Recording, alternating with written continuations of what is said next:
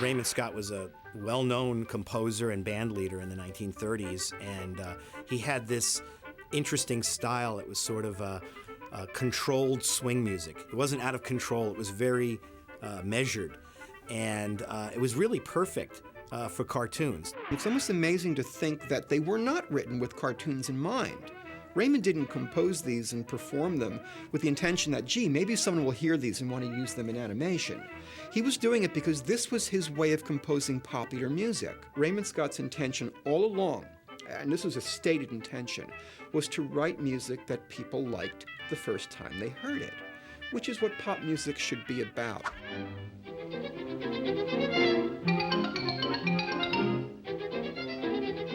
It doesn't sound like a needle drop, a pre-existing composition that they're just putting on, or an orchestra noodling away in the background so that it doesn't sound like dead air. It sounds like a cat chasing a mouse, and then it sounds like the cat falling down the stairs, and then it sounds like the cat banging his head. And to this day, I can listen to those scores and close my eyes and see the cartoons on the backs of my eyelids. He was an idea man who was about solving problems sonically. I just imagined him always not worrying about archiving things, but always, thinking about what am I going to do next? Where am I going now? And being, like this kind of pioneer artist, on a journey that kept him looking forward. He was a band leader, a composer, a pianist, an electronic instrument inventor, a thinker, an experimenter, an engineer, a pioneer in many ways.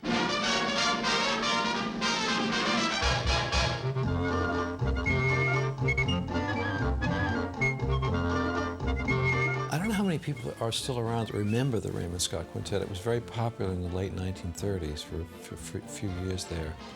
And the genesis of this little group was 5 musicians.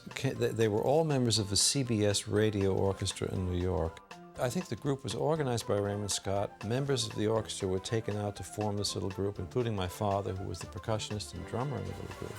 They together invented little miniatures. Carl Stalling used Raymond Scott's music for the Warner Brothers cartoons, and Warner's somehow got the rights to the Scott Library sometime in the early 40s. There were so many different themes that he did under a whole variety of crazy titles that Carl Stalling picked up on these and found they fit the mood with a lot of the Looney Tune characters. I think Carl Stalling used Raymond Scott's music so often in the Looney Tunes because those songs are just so evocative, they're so descriptive, and it's not just the titles of the songs in an 18th century drawing room, dinner music for a pack of hungry cannibals, reckless night on board an ocean liner.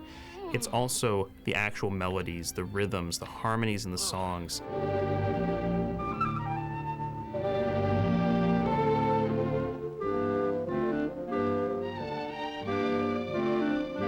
Had what really seemed like an animated sense of composition, which came out in the titles of his instrumental pieces. The instrumental pieces themselves were often very wild. The rhythms would shift, the melodies would go all over the place. They would seem to, dive bomb down sometimes and then, launch themselves off into the stratosphere.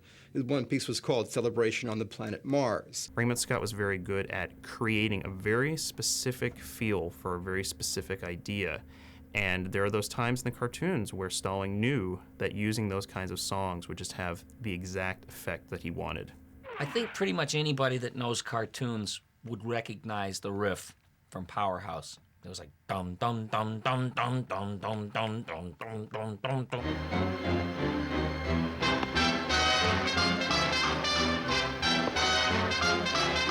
I think the ultimate use of Raymond Scott's Powerhouse comes in Baby Bottleneck, in the factory scene where all the babies are going through and Porky and Daffy are working their hardest to keep the line of production going. It's a tremendous sequence. I think everybody sort of subliminally has heard it, and Powerhouse was just a piece of a big suite, mini suite, let's call it, called Jumpin' Jupiter. Parts of it were very, musically hip, forward pieces, and they're really hard to learn. The song took a break at one point, and there is this little riff in the middle, and it was called Powerhouse. I don't think that those cartoons could work as well without it. I can't imagine a substitute for Powerhouse on those cartoons. It really, Baby Bottleneck without that just wouldn't be the same.